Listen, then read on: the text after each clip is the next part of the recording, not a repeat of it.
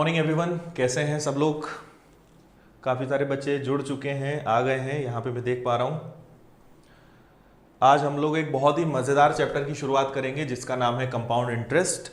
तो आज एक तो मैं आपको पहले तो इसका बेसिक इंट्रोडक्शन दूंगा और इसकी कई सारी जो मेथड्स होती हैं अलग अलग सॉल्व करने की, आपने कई अलग अलग मेथड्स इसमें देखी होंगी।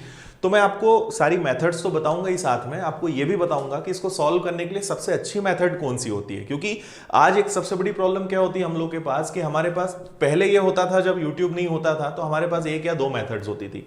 आज यूट्यूब है, बहुत सारे टीचर्स हैं और सबकी अपनी अपनी अलग अलग मेथड होती है, कोई अलग अप्रोच लगाता है। तो स्टूडेंट इस समय सबसे ज्यादा कंफ्यूज है कि कौन सी मेथड लगाएं, क्योंकि कोई अलग तरीके से बताता है, कोई अलग तरीके से बताता है। तो ये वीडियो आपको हेल्प करेगा इन सब कंफ्यूजन को दूर करने में। ठीक है, बहुत सारी ट्रिक्स हैं, मैं आपको सबका इंपॉर्टेंस बताऊंगा, कब कौन सी ट्रिक काम आती है, कब कौन सी ट्रिक फेल हो जाती है ना। क्योंकि कई बार कई सारी ट्रिक्स जो कई लोग वीडियो बनाते हैं वो एक ट्रिक और अपने कुछ क्वेश्चंस डिजाइन कर लेते हैं और उस पर बेस्ड वो बढ़िया एक वीडियो बना देते हैं। आपको लगता है यार गजब मजा आ गया, लेकिन जब सॉल्व करने का एग्जाम में गए तो पता चल रहा है कि डेटा अलग था या कुछ ऐसे क्वेश्चन आए कि वहां पे कुछ लगा ही नहीं। तो हमें इस चीज को समझना होगा कि कोई शॉर्टकट ऐसा नहीं होता है कि बस एक चीज आपने सीख ली और हर क्वेश्चन बन जाएगा, ऐसा कुछ नहीं होता है। मेहनत आपको हर चैप्टर में करनी होती है, हाँ, लेकिन ट्रिक्स आपकी मेहनत को कम कर देती है। लेकिन लॉजिक तो आपको लगाना पड़ेगा, मेहनत करनी पड़ेगी, दिमाग लगाना पड़ेगा। तो इन सब चीजों के बारे में मैं आज आपको बताऊंगा। देखो, शुरुआत हम करते हैं सबसे पहले इंट्रोडक्शन से शुरू करते हैं क्लास, फिर बीच बीच में हम बातचीत करते जाएंगे। ठीक है, अभी थोड़ा सा आप लोग कमेंट्स को बंद रखिए, अभी बस आप यहां ध्यान लगाइए मैं जो आपको बता रहा हूं, फिर जब मुझे लगेगा मैं आपसे कहूंगा आप कमेंट्स कीजिएगा। कमेंट्स को मैं थोड़ा सा कम पढ़ूंगा, ज्यादा ध्यान में यहां पर बोर्ड पे लगाऊंगा और चाहूंगा कि आप भी पूरा ध्यान बोर्ड पर ही लगाएं। ठीक है, समझने पर ज्यादा ध्यान दें और उसके बाद फिर जहां डाउट्स होगा आप लिखना, मैं आपको देखते रहूंगा। ठीक है, तो फिलहाल गुड मॉर्निंग, जो लोग अभी आ रहे हैं सभी को गुड मॉर्निंग, नमस्ते, हेलो, वंस अगेन, स्वागत है आप सभी का।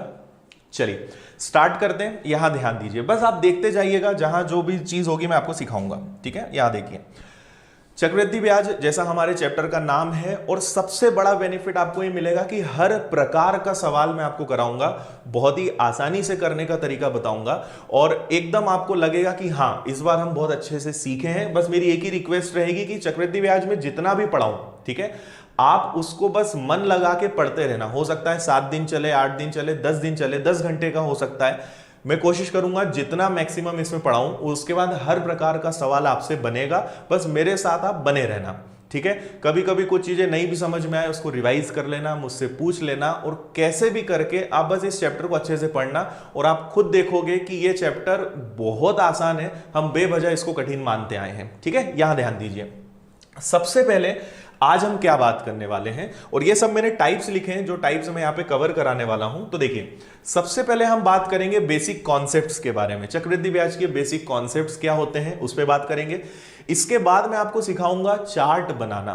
ठीक है, मैंने अपने टेलीग्राम ग्रुप पे एक चार्ट भी शेयर किया है, उसकी डिटेल्स मैं आपको बताऊंगा। तो चक्रवृद्धि ब्याज का चार्ट कैसे बनता है, चार्ट का क्या रोल है, ये सारी चीजें भी मैं आपको बताऊंगा। इसके बाद हम बात करेंगे प्रिंसिपल। ये बेसिकली क्या है, टाइप्स हैं, ये जो मैंने लिखे हैं ना, ये टाइप्स हैं कि कितने टाइप्स के क्वेश्चंस होते हैं। तो पहले बेसिक कॉन्सेप्ट्स हम सीखेंगे, फिर चार्ट बनाना सीखेंगे, फिर प्रिंसिपल, रेट, ईयर्स बेस्ड जो क्वेश्चंस होते हैं वो मैं आपको सिखाऊंगा। वो सीखने के बाद ईयर वाइज चेंजेस होते हैं, जैसे जनरल कुछ क्वेश्चंस ऐसे होते हैं जिसमें रेट बस ये है कि 6% रेट है। कभी कभी क्वेश्चंस ऐसे होते हैं कि पहले साल रेट 6% था, अगले साल रेट जो है 16/3% हो गया, उसके बाद अगले साल फिर रेट चेंज हो गया। तो रेट जब चेंज हो जाए तो कैसे करना है वो मैं आपको सिखाऊंगा। इसके बाद रेट अगर फ्रैक्शन में हो, है ना भाई, 10%, 20%, 30% तो बड़ा आसान है। अगर आपसे कोई कहे कि 14/7% रेट ऑफ इंटरेस्ट है, आपसे कोई कहे कि 11/9% रेट ऑफ इंटरेस्ट है, इनको कैसे सॉल्व करना है वो भी मैं आपको सिखाऊंगा। इसको सीखने के बाद हम सीखेंगे अमाउंट बेस्ड क्वेश्चन, मतलब मिश्रधन वाले सवाल। और एक चीज, इंग्लिश को देख के घबराना मत, हिंदी में इन सबको लिखना थोड़ा सा मुश्किल होता है, और क्योंकि अभी ये सब हम ही तैयार कर रहे हैं, क्योंकि अभी हमारे पास ऑपरेटर्स और हमारी टीम नहीं है, तो ये हमने तैयार किया है, इसलिए इंग्लिश में लिखा है। बाकी मैं आपको हिंदी इंग्लिश दोनों मीडियम में पढ़ाऊंगा। इसके साथ साथ आपको पीडीएफ भी प्रोवाइड करूंगा मैं, वो भी हिंदी इंग्लिश मीडियम में रहेगी, सब चीज मिलेगी। मीडियम वाइज आपको कोई प्रॉब्लम नहीं आएगी, बस यहां पे मैंने इंग्लिश लिखा है, बाकी हर चीज हिंदी इंग्लिश दोनों में रहेगी, घबराना मत उस चीज को लेकर। इसके बाद हम बात करेंगे अमाउंट बेस्ड क्वेश्चंस, मतलब मिश्रधन वाले सवाल। वो सीखने के बाद मैं आपको सिखाऊंगा कि जब डे और मंथ में आ जाए, आपसे कहा जाए कि 2 साल और 3 महीने का चक्रवृद्धि ब्याज बताओ या 1 साल और 73 दिन का ब्याज बताओ, तो इनको कैसे हल करेंगे वो हम सीखेंगे। ये सीखने के बाद फिर एक टाइप होता है प्रिंसिपल टू अमाउंट। आपको दिया जाएगा कि कुछ भी एक अमाउंट है 125 रुपए, जो 3 साल बाद वो कुछ भी 256 बन गया, तो इस टाइप के जो सवाल होते हैं, ये प्रिंसिपल दिया था, ये अमाउंट दिया था, 3 साल दे दी और आपसे पूछेगा बताओ रेट ऑफ इंटरेस्ट क्या है, तो इस टाइप के जो क्वेश्चंस होते हैं वो हम सीखेंगे। ये सीखने के बाद एक क्वेश्चन होता है टाइम्स वाला, गुना वाला। आपसे बोलेंगे कि 3 साल में कुछ रुपए 8 गुना हो गए, तो बताइए 9 साल में कितना गुना हो जाएगा। तो इस टाइप के जो क्वेश्चंस होते हैं वो हम सीखेंगे। इसके बाद ईयर्स एंड प्रिंसिपल्स जंप मैंने लिखा है, इसका मतलब क्या है, आपसे बोलेंगे कि 4 साल में कुछ 1800 रुपए थे और 8 साल बाद वही 2000 बन गए, ठीक है, तो बताओ 12 साल बाद वो क्या बनेगा। ऐसे जंप वाले जो क्वेश्चंस होते हैं, ये मैंने नाम दिया, ऐसा कोई नाम है नहीं, ठीक है। ये सीखने के बाद मैं आपको अगला टाइप सिखाऊंगा 2 ईयर बेस्ड कुछ स्पेशल कंडीशंस होती हैं, ये जब मैं बताऊंगा तभी आपको समझ में आएगा। इसके बाद स्टार्ट हो जाता है आपका एसआई और सीआई मिक्स, ठीक है। पहले हम कंपाउंड इंटरेस्ट सीखेंगे, उसके बाद फिर कंपाउंड इंटरेस्ट और सिंपल इंटरेस्ट के मिक्स क्वेश्चंस आते हैं, ठीक है, तो वो कैसे रहेंगे वो हम सीखेंगे। फिर इसके बाद डिफरेंस वाले क्वेश्चंस आते हैं, बहुत इंपॉर्टेंट है, आपको सिंपल इंटरेस्ट और कंपाउंड इंटरेस्ट के अंतर से जुड़े हुए सवाल दिए जाते हैं, वो मैं आपको बताऊंगा। इसके बाद इंडिविजुअल ईयर का कंपाउंड इंटरेस्ट दिया रहता है, आपसे बोला जाता है कि रेट ऑफ इंटरेस्ट 8% है और थर्ड ईयर का, 3 साल का नहीं, तीसरे साल का थर्ड ईयर का इंटरेस्ट कुछ भी दिया है 1245 रुपए, तो बताइए प्रिंसिपल क्या है। पर्टिकुलर 1 साल का आपको कंपाउंड इंटरेस्ट दिया जाएगा, तो इसको कैसे सॉल्व करेंगे वो हम सीखेंगे। लोन एंड इंस्टॉलमेंट्स, जिसमें बहुत दिक्कत होती है और इतने ईजी सवाल होते हैं इंस्टॉलमेंट वाले कि जब आप समझोगे तो आपको लगेगा हम बेवजह डरते थे, तो ये मैं आपको सिखाऊंगा। इसके बाद क्वार्टरली, हाफ ईयरली और ईयरली जो कॉन्सेप्ट होते हैं, अर्धवार्षिक, तिमाही, छमाही जो हम बोलते हैं, इनका कैलकुलेशन कैसे करना है कि अगर कुछ भी 25,000 रुपए दिए गए, ब्याज की दर है 6% और आपको बताना है 1.5 साल में कितना चक्रवृद्धि ब्याज लगेगा, लेकिन कैलकुलेशन किस तरीके से हो रहा है, हाफ ईयरली हो रहा है, अर्धवार्षिक तरीके से हो रहा है, ये मैं आपको सिखाऊंगा, ठीक है। इसके बाद अमाउंट बिकम्स इक्वल, कुछ कंडीशंस होती है कि एक को हमने 4 साल के लिए पैसा दिया, एक को 6 साल के लिए दिया और उसके बाद उनका मिश्रधन बराबर हो गया, ये मैं आपको सिखाऊंगा। इसके अलावा भी छोटे छोटे बहुत सारे टाइप है, आप ये मत सोचना कि बस इतने ही हैं, बहुत सारे हैं और इनके अंदर भी बहुत सारी कंडीशंस है ना, तो इनके अंदर क्या क्या कंडीशंस हो सकती है, कितने प्रकार के प्रश्न बनते हैं, सब मैं आपको सिखाऊंगा। और मैं ऑफलाइन भी हमेशा टाइप वाइज पढ़ाता हूं और यहां भी आपको टाइप नंबर 1, टाइप नंबर 2 इस तरीके से पढ़ाऊंगा, आपको बड़ा मजा आएगा और बहुत अच्छे से समझ में आएगा। इसके बाद मिक्स, कई सारे क्वेश्चंस होते हैं जिनको लिखना थोड़ा सा मुश्किल है, तो मैंने मिक्स लिख दिया है। और लास्ट में जब आप सब सीख जाओगे तो फिर हम हाई लेवल के, एडवांस लेवल के क्वेश्चंस करेंगे, ठीक है।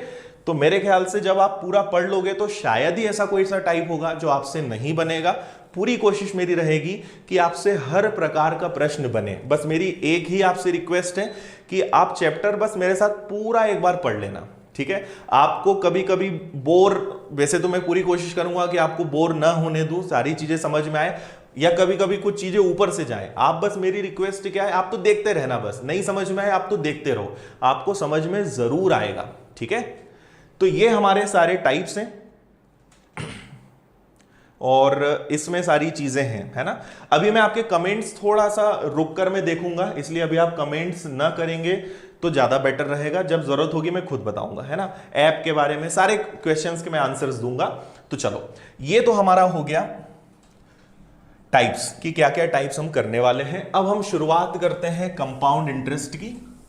और देखो, पहले मैं आपको बताऊंगा कंपाउंड इंटरेस्ट और सिंपल इंटरेस्ट का कनेक्शन, कि इन दोनों में क्या रिलेशन है, क्या कनेक्शन है, जो आपको क्लियर होना चाहिए। फिर मैं आपको चार्ट बनाना सिखाऊंगा, फिर एक एरो वाला पूरा सिस्टम होता है वो आपको बताऊंगा, और इसके बाद मैं आपको करीबन 5-6 तरीके बताऊंगा कंपाउंड इंटरेस्ट, जो आपने अलग अलग देखे हों, कोई अलग बताता है, जैसे रेशो मेथड होती है, फ्रैक्शन मेथड होती है, एग्जैक्ट रेट वाली मेथड होती है, ठीक है। इसके अलावा कोई दिक्कत तो नहीं है यहाँ पे? ठीक है। इसके अलावा परसेंटेज आप यहाँ पे यूज कर सकते हो, फॉर्मूला यहाँ पे यूज कर सकते हो। एक और बात मैं आपको बता दूं कि मैं फॉर्मूला बिल्कुल नहीं बताऊंगा, कोई भी क्वेश्चन आ जाए मैं फॉर्मूले से आपको नहीं पढ़ाऊंगा, और फॉर्मूले को लेकर मेरी सलाह भी रहेगी कि आप फॉर्मूले के चक्कर में ना उलझें तो बहुत अच्छा होगा। फॉर्मूले पे कभी मत जाना, ठीक है। खासकर अभी कंपाउंड इंटरेस्ट की बात कर रहे हैं, जब भी जिस चैप्टर में जो चीजें जरूरी होंगी मैं आपको बताऊंगा। यहां ध्यान रखना, फॉर्मूले से मत सीखना, ठीक है, फॉर्मूले से मत करना। तो मैं आपको 5-6 मेथड्स बताऊंगा, ये भी बताऊंगा कि कौन सी मेथड कब अच्छी होगी और कौन सी मेथड कब फेल हो जाएगी। सारी चीजें डिटेल पूरा एनालिसिस में आपको बताऊंगा। चलो, अब मैं ये ऐसा मान के चल रहा हूं कि आपको सिंपल इंटरेस्ट आता होगा। वैसे मैं पहले सिंपल इंटरेस्ट पढ़ाता हूं, पर आप लोगों ने डायरेक्ट कंपाउंड इंटरेस्ट की डिमांड की थी, तो मैं डायरेक्ट कंपाउंड इंटरेस्ट लेकर आया हूं। तो सिंपल इंटरेस्ट बेसिक आपको पता होना चाहिए। सिंपल इंटरेस्ट चैप्टर नहीं भी पढ़ा होगा तो कोई दिक्कत नहीं है, ठीक है। तो चलो शुरू करते हैं। पहले हम ये समझें कि सिंपल इंटरेस्ट किस तरीके से चलता है और कंपाउंड इंटरेस्ट किस तरीके से चलता है। देखो, एक तरफ मैं लिखता हूं सिंपल इंटरेस्ट और इधर फिर हम लिखेंगे कंपाउंड इंटरेस्ट। अब बस आप देखते जाना, ठीक है, कुछ भी मत लिखो, अब लिखना बंद कर दो और सिर्फ इधर ध्यान दो, ठीक है। जो लोग अभी अभी आए हैं उनको भी गुड मॉर्निंग, वंस अगेन स्वागत है आप सभी का। अब यहां देखते हैं, देखो सिंपल इंटरेस्ट और कंपाउंड इंटरेस्ट में डिफरेंस क्या होता है ये समझना बहुत जरूरी है, और मैं सिंपल इंटरेस्ट की कुछ जरूरी चीजें भी आपको बता रहा हूं, सुनना ध्यान से। सिंपल इंटरेस्ट में जैसे मान लो एक छोटा सा इजी सा एग्जांपल लेते हैं कि मैंने 10,000 रुपए लिए, ठीक है, रेट ऑफ इंटरेस्ट मैंने ले लिया 10% और टाइम हम 2 साल 3 साल कुछ भी ले लेंगे, अभी चलेगा। अब साधारण ब्याज क्या बोलता है? साधारण ब्याज हमेशा, अच्छा आपको यह तो पता होगा ना कि प्रिंसिपल, रेट, टाइम और अमाउंट, ठीक है। प्रिंसिपल मतलब हिंदी में क्या होता है? मूलधन। ये भी मैं आपको जल्दी से एक बार बता देता हूं, फिर हम शुरू करते हैं। रेट मतलब क्या होता है? दर। टाइम मतलब क्या होता है? समय, ठीक है। और फिर हमारा ब्याज होता है जिसको हम इंटरेस्ट बोलते हैं, वो साधारण ब्याज भी हो सकता है, चक्रवृद्धि ब्याज भी हो सकता है। फिलहाल हम चक्रवृद्धि ब्याज और साधारण ब्याज दोनों की बात कर रहे हैं। और लास्ट में हमारा आता है अमाउंट, जिसको हम बोलते हैं मिश्रधन, ठीक है। मैं दोनों मीडियम में आपको बताऊंगा, बिल्कुल चिंता मत करना। मूलधन क्या होता है ये आप समझ लो पहले। मूलधन, पहली बात तो ये कि मूलधन हमेशा 100% होता है, ठीक है। जब भी कोई पैसा उधार दिया जाए या उधार लिया जाए, मैंने किसी को 50,000 उधार दिए, मैंने किसी से 50,000 उधार लिए, दोनों कंडीशंस में वो क्या कहलाएगा? मूलधन। मतलब उधारी वो दिया हो या लिया हो, वो क्या कहलाता है? मूलधन कहलाता है। जब भी हम किसी को पैसा उधार देते हैं तो यूं ही नहीं दे देते कि ठीक है 50,000 रखो और जब तुम्हारी जब इच्छा हो तब देना, ऐसा हम नहीं करते, है ना। हम कंडीशंस बनाते हैं। तो मैंने कुछ पैसा उधार दे दिया, फिर मैंने कहा कि भाई ठीक है आपको मैं उधार दे रहा हूं पर ब्याज लगेगा। उसने पूछा कितना परसेंट, तो मैंने कहा 10% ब्याज लगेगा पर एनम, प्रति वर्ष।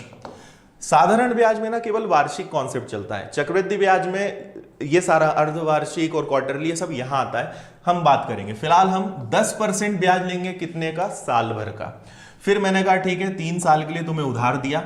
अब जो ब्याज बनेगा वो कैलकुलेशन होगा, और ब्याज सहित आपने इसको हमेशा याद किया है कि प्रिंसिपल प्लस इंटरेस्ट, मतलब मूलधन धन ब्याज, मूलधन और ब्याज सहित जो धनराशि हमें मिलती है वो क्या कहलाती है? मिश्रधन कहलाती है, ठीक है। तो मूलधन बस याद रखो कि मूलधन हमेशा कितना परसेंट होता है? 100% होता है। अगर मैं आपसे पूछूं कि बताओ इस कंडीशन में मिश्रधन का प्रतिशत क्या होगा, ध्यान से सुनना। तो देखो मूलधन कितना परसेंट है? 100% है, क्लियर है। अब हर साल ब्याज लग रहा है 10%, तो 3 साल में ब्याज कितना लगेगा? 3 साल में ब्याज लगेगा कितना? 30%। तो टोटल मिश्रधन में कहूंगा कितना परसेंट हो जाएगा? 130%। बात समझ में आ रही है? तो बस इतना ध्यान रखो, बाकी और जहां जरूरत होगी मैं आपको बताऊंगा। ये टर्म्स आपको अच्छे से पता होने चाहिए कि इनका मतलब क्या है, कैसे ये सारे यूज होते हैं, ठीक है। चलो ओके, कोई डाउट हो इनमें तो अभी आप बता दो, मैं आपके कमेंट देख लेता हूं। कोई डाउट हो तो ही आप लिखना, और कुछ अभी मत लिखना, है ना। मैं ज्यादा ध्यान कमेंट्स पे नहीं दे पाऊंगा। क्लियर है इतनी बात? अब देखो,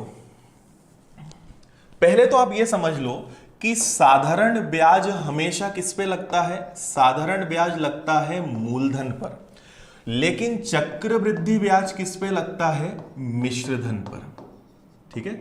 मिश्रधन मतलब क्या हो गया, अमाउंट, और मूलधन मतलब क्या हो गया, प्रिंसिपल। अब ये बहुत अच्छे से आपको मैं समझाऊंगा, बस अभी इतना सुन लो। साधारण ब्याज हमेशा किस पे लगता है, मूलधन पे, और चक्रवृद्धि ब्याज किस पे लगता है, मिश्रधन पे। क्या मतलब हुआ, मैंने 10,000 रुपए 10% की दर पे 2 साल के लिए उधार दिए, ठीक है। तो मैंने 10,000 रुपए उधार दिए, 10,000 का 10% कितना होता है, 1,000 रुपए, ठीक है। इतना तो आपको पता ही है, 10,000 का 10% कितना होता है, 1,000 रुपए। तो मैंने 10,000 उधार दिए थे, 1 साल का ब्याज इसमें 1,000 जुड़ गया, यहां लिख देता हूं मैं, 1,000 जुड़ गया। तो अब टोटल उधारी कितनी हो गई, 11,000। मुझे जिसको मैंने उधार दिया है उससे मुझे अब कितना लेना है, 11,000 लेना है। बात समझ में आई। अब क्या होगा, ये तो 1 साल का हो गया, 2 साल का क्या होगा, अब वापस से 11,000 में ब्याज फिक्स है, कितना, 1,000, ये जुड़ गया। अब मुझे सामने वाले से कितना उधार लेना है, 12,000। मतलब साधारण ब्याज फिक्स होता है, एक बार तय हो गया कि 1,000 रुपए ब्याज लगेगा, मतलब लगेगा। 1 साल का 1,000, 2 साल का 2,000, 3 साल का 3,000, 4 साल का 4,000, बढ़ते जाएगा। साधारण ब्याज फिक्स होता है क्योंकि वो हमेशा किस पे लगता है, मूलधन पे लगता है। लेकिन चक्रवृद्धि ब्याज में ऐसा कुछ नहीं होता, चक्रवृद्धि ब्याज हर साल बदलता है। अभी कुछ लग रहा है, अगले साल कुछ लगेगा, अगले साल बढ़ते जाएगा। क्यों, क्योंकि वो किस पे लगता है, मिश्रधन पे। इतना समझ में आया सभी को। साधारण ब्याज फिक्स है, 10,000 मैंने उधार दिया था, पहले साल का ब्याज 1,000 जुड़ गया, दूसरे साल का ब्याज 2,000 जुड़ गया, तीसरे साल का 3,000 जुड़ गया, और इसी तरीके से वो आगे बढ़ गया। इतना समझ में आया, इसमें आपको कोई दिक्कत नहीं होनी चाहिए। अब बात समझना अपने चक्रवृद्धि ब्याज की, और यह ध्यान रखना कि साधारण ब्याज हमेशा फिक्स होता है, एक बार जो तय हो गया वो हो गया, ठीक है। अब देखो चक्रवृद्धि ब्याज में क्या होगा, इसको ध्यान से समझना। जैसे मैंने 10,000 रुपए, वापस से वही कंडीशन है, 10,000 रुपए हैं, हमारे पास रेट ऑफ इंटरेस्ट है 10%, और हम ले लेते हैं फिलहाल 3 साल। सुनना ध्यान से, बेसिक आपको समझ में आएगा। तो 10,000 का 10% कितना होता है, 1,000 होता है। तो मैंने 10,000 रुपए उधार दिए थे, 1 साल का ब्याज बन गया 1,000, मतलब मुझे अब सामने वाले से कितना लेना है, 11,000।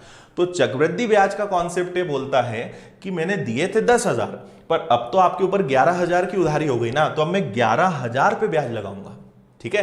अब 11,000 पे ब्याज लगाऊंगा, इसका मतलब कि मूलधन पे भी ब्याज लगेगा और ब्याज पर भी ब्याज लगेगा। तो अब जो 10% ब्याज लगेगा, वो 10% पता है किस पे लगेगा, 11,000 पे, ठीक है। तो 11,000 का अगर 10% निकालोगे तो वो कितना आएगा, 1,100 आएगा, ठीक है। 11,000 का 10% 1,100, मतलब टोटल कितना हो गया, 12,100, ठीक है। अब चक्रवृद्धि ब्याज क्या बोलेगा कि अब मुझे आपसे 12,100 लेना है, तो अब मैं 12,100 पर ब्याज लूंगा। तो देखो 12,100 का, सॉरी 12,100 का हम वापस से क्या लेंगे, 10%। तो 10% आपको निकालना आता ही है, बहुत आसान होता है, 1210। तो ये टोटल बन जाएगा 13,310। समझ में आया। यही अगर साधारण ब्याज होता तो 10,000 और 3 साल का ब्याज 3,000, क्योंकि वो तो फिक्स है। तो साधारण ब्याज अगर 13,000 पे है तो चक्रवृद्धि ब्याज कहां पहुंच गया, 13,310 पे। इतना समझ में आया कि नहीं आया, जल्दी से मुझे आप कमेंट करके बता दो।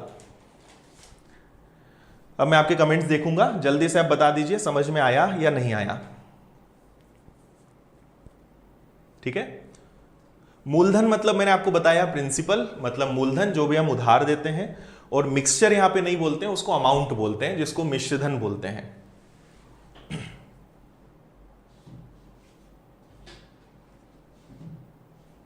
ठीक है, हाँ देखो जो 2 रुपए सैकड़ा 3 रुपए सैकड़ा कॉन्सेप्ट चलता है वो भी मैं बता दूंगा, अभी उसकी जरूरत नहीं है, जब उसकी जरूरत लगेगी मैं आपको बताऊंगा, फिलहाल आप उसकी चिंता मत करो।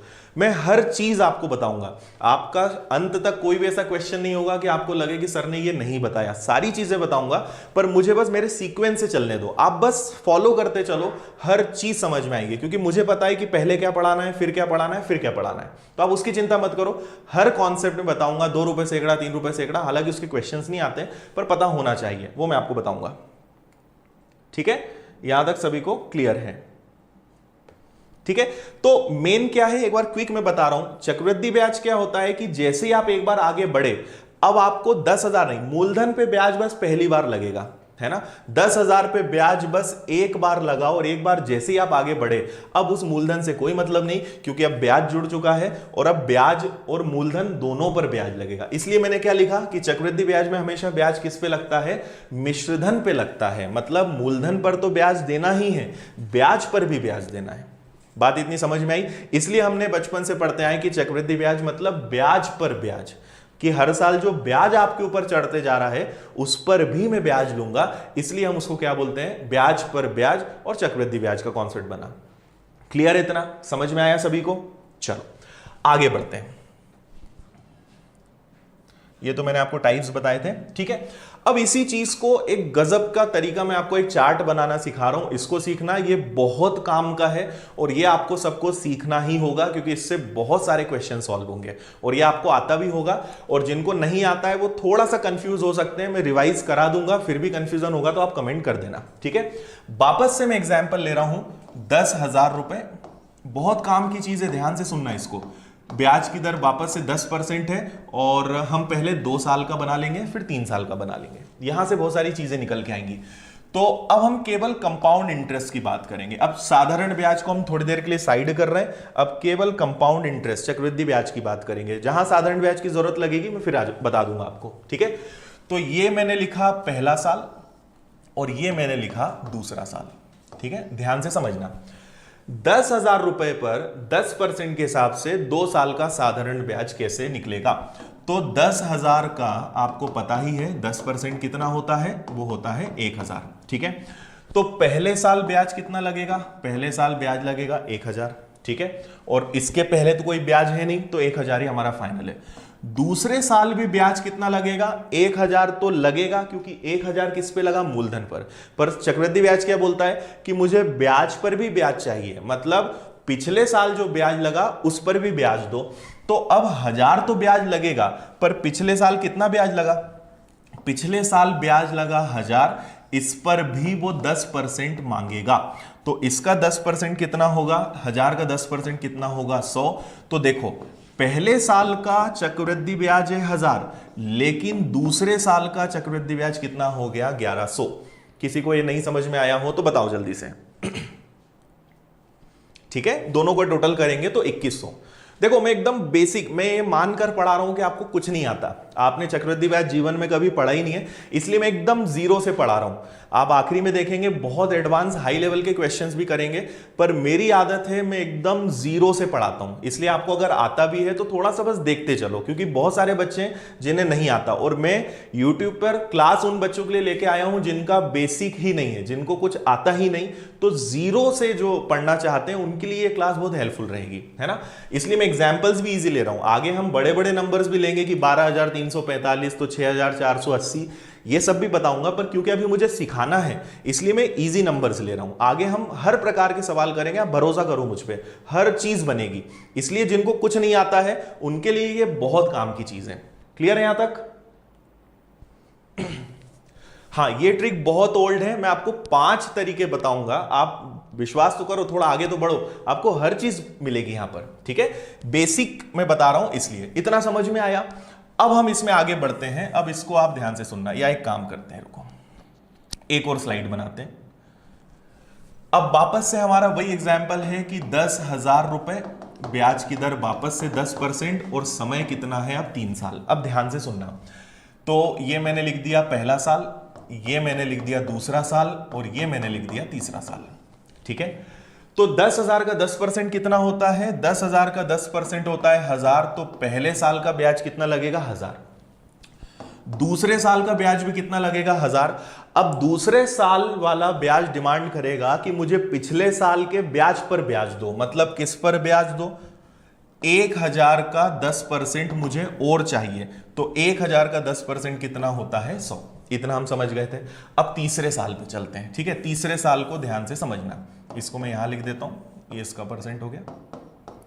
अब तीसरा साल 1,000 रुपए तो लग नहीं, देखो 1,000 तो तय है क्योंकि वो तो मूलधन पे हमेशा लगेगा, ठीक है।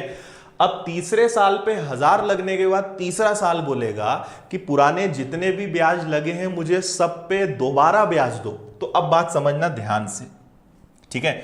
अब होगा ये कि इस 1000 पे हम फिर से ब्याज देंगे। भाई 1000 पे तो आपने दूसरे साल ब्याज दिया, अभी तीसरे साल भी तो देना है, तो इसका 10% कितना होता है 100। फिर इस दूसरे साल के ब्याज पर फिर से ब्याज देना है, तो इस पर भी ब्याज कितना होगा 100, और इसको भी वो नहीं छोड़ेगा, वो बोलेगा इस ब्याज पर भी ब्याज दो, तो इसका भी 10% कितना होता है 10। तो देखो पहले साल ब्याज लगा था सिर्फ 1000, दूसरे साल ब्याज लगा 1100, और तीसरे साल ब्याज लगा 1210, और अगर आप इन तीनों को प्लस कर दोगे तो बन जाएगा 1331। सॉरी, अगर हम सबको जोड़ेंगे 1000 हो गया, 1100 हो गया, 1210 हो गया, तो ये हो गया आपका 0, ठीक है। एक ये हो गया आपका 2 और 1 3, और ये हो जाएगा 1 2 3 3310। समझ में आया? और अगर दोनों को जोड़ देंगे तो 13310 मतलब मिश्र धन बनेगा। कोई दिक्कत इसमें? एक बार फिर से मैं बता रहा हूं, 1000 रुपए तो ब्याज लगना है, ये तो तय है। अब जैसे ही आप आगे बढ़ोगे, पुराने जितने ब्याज हैं सब पर बार बार ब्याज देना है, ये मेन चक्रवृद्धि ब्याज का कॉन्सेप्ट होता है। ऐसा नहीं है कि पहले साल ने एक बार ब्याज दे तो दिया अब नहीं लगेगा, ऐसा नहीं होता। जैसे ही आप आगे बढ़ोगे, पुराने जितने भी ब्याज हैं सब पर बार बार ब्याज देना है। तो इस 1000 के अलावा इस 1000 पे ब्याज लगा, इस 1000 पे ब्याज लगा, इस 100 पर भी ब्याज लगा। इतना समझ में आया? अब एक और बात ध्यान से सुनना, अब आपको और अच्छे समझ में आएगा। अगर यही चीज चौथे साल के लिए हो तो क्या करेंगे, ठीक है? सुनना ध्यान से। चौथे साल में क्या होगा आप समझ ही गए हो, 1000 तो लगेगा। अब चौथा साल बोलेगा कि मुझे पहले साल पे भी ब्याज दो, दूसरे साल पे भी ब्याज दो, तीसरे साल पे भी ब्याज दो, पुराने जितने ब्याज है सब पर ब्याज दो। तो अब ध्यान से मेरी बात सुनना। देखो सबसे पहले हम शुरू करेंगे यहां से। इस 1000 का 10% कितना होता है तो 100 होता है। इस 1000 का 10% कितना होता है 100। इस 1000 का 10% कितना होता है 100। इस 100 का 10% कितना होता है 10। इन दोनों 100 का कितना परसेंट हो जाएगा 10 10% 10, और इस 10 का भी 10% कितना होगा 1। इतना जो ब्याज है 1000 330 और 1, ये हो गया आपका 1331। ये अकेला चौथे साल का ब्याज है।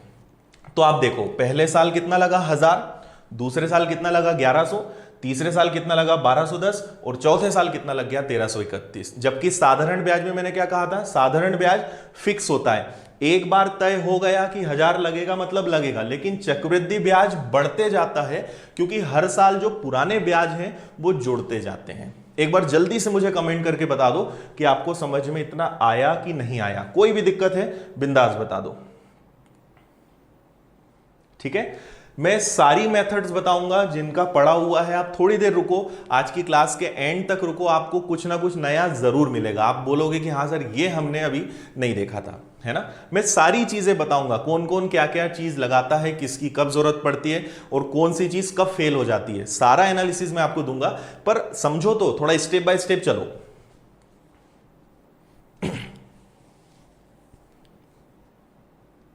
हाँ देखो, ब्याज पर ब्याज नहीं होगा एक्चुअल में। वो मैंने क्या कहा कि चक्रवृद्धि ब्याज किस पे लगता है, मिश्र धन पे, ठीक है? मतलब पुराने मूलधन पर भी ब्याज देना है और पुराने ब्याज पर भी ब्याज देना है। तो इसलिए हम क्या बोलेंगे कि चक्रवृद्धि ब्याज में किस पे ब्याज लगता है, मिश्र धन पर।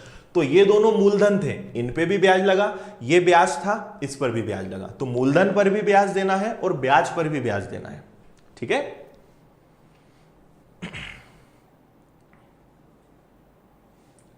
ठीक है, थोड़ा डार्क और कर दें, चलो ठीक है, कोशिश करते हैं थोड़ा डार्क करने की। क्लियर है? दिखाई देने में कोई दिक्कत आ रही है? डार्क करने की जरूरत है या अच्छा है मुझे बता दो, क्योंकि ये मेरे लिए काफी कंफर्टेबल है। डार्क करूंगा तो थोड़ा सा स्पेस की प्रॉब्लम इसमें आएगी। अगर अच्छे से दिख रहा है तो फिर इसी को चलने देते हैं। हाँ देखो, अभी मैं आपको आंसर लाना नहीं बता रहा हूं। जिनको लग रहा है कि इतनी लॉन्ग मेथड में, अभी मेथड नहीं बता रहा हूं, मैं आपको बेसिक बता रहा हूं। मेथड तो मैं आगे बताऊंगा कि आपको जल्दी से आंसर कैसे लाना है। अब मैं आगे आपको इसी से रेशो निकालना बताऊंगा, इसी से आपको फ्रैक्शन निकालना बताऊंगा। तो उस समय आपको समझ में आएगा कि हाँ ये कैसे आया था। अभी इस तरीके से हम आंसर नहीं लाएंगे, इनसे हम आगे की ट्रिक्स निकालेंगे। तो आपको समझ में आएगा कि ये पता होगा तो ट्रिक्स निकाल पाओगे। तो इसको मैं आगे ट्रिक निकालने में आपको हेल्प करूंगा, ना कि इस तरीके से हम क्वेश्चन सॉल्व करने वाले हैं। आप तो बस समझो, अभी बाकी चिंता मत करो, ठीक है? चलो एक और क्वेश्चन हम कर लेते हैं। एक और क्वेश्चन हम ले लेते हैं, और जैसे मान लो 20,000 रुपए हमने ले लिया, ठीक है। रेट ऑफ इंटरेस्ट वापस से 10% ले लेते हैं। समय इस बार हम 4 साल का कैलकुलेशन पूरा करते हैं। तो देखो इससे आपको और समझ में आएगा, बस देखते जाओ। वैसे ऑफलाइन क्लास होती तो मैं आपको जरूर सॉल्व करने का बोलता, पर मैं आपकी अभी कॉपी चेक नहीं कर पाऊंगा, तो मैं ही करके बता देता हूं। आप बस मैच करना कि आपने सही किया या नहीं किया। देखो सबसे पहले क्या होगा, 20,000 का 10% कितना होता है, 2,000। तो पहले साल का ब्याज 2,000, दूसरे साल का ब्याज भी 2,000। दूसरा साल बोलेगा पहले साल से कि भाई मुझे पिछले साल पर ब्याज दो, तो 2,000 का 10% कितना होता है, तो वो होता है 200, ठीक है। तीसरे साल पे आए तो 2,000 तो लगना ही है। अब तीसरे साल में इन दोनों पर ब्याज, तो 2,000 का 10% कितना, 200। इस 2,000 का 10% कितना, 200, और इस 200 का भी 10% कितना, 20, ठीक है। चौथे साल जाएंगे तो 2,000 तो लगेगा ही, हाँ या ना, ये तो लगेगा। अब चौथा साल बोलेगा कि पहला साल, दूसरा साल, तीसरा साल, सब पर ब्याज दो, तो 2,000 का 10% कितना, 200। इस 2,000 का 10% कितना, 200। इसको पहले हम ले लेते हैं। इस 2,000 का 10% कितना, 200। फिर इस 200 का 10% 20, इस 200 का 10% 20, इस 200 का 10% 20, और इस 20 का 10% 2। अब इन सबको हम जोड़ लेंगे और हमारा टोटल 4 साल का ब्याज आ जाएगा, ठीक है। अब तो मुझे उम्मीद है कि समझ में आ गया होगा। हमारी क्लास का टाइम है 10:15 से 11:15। 1 घंटे की क्लास रहेगी, ज्यादा भी हो सकती है, कभी कभी कम भी रहेगी। बाकी 10:15 से डेली लाइव क्लास रहेगी। अभी मैं आपको कंपाउंड इंटरेस्ट पढ़ा रहा हूं, इसके बाद भी कई सारे चैप्टर्स आपको मैं पढ़ाऊंगा। चलो क्लियर है इतना, उम्मीद है अब समझ में आ गया होगा। आगे और प्रैक्टिस हम करेंगे और कई चीजें हम सीखेंगे, ठीक है।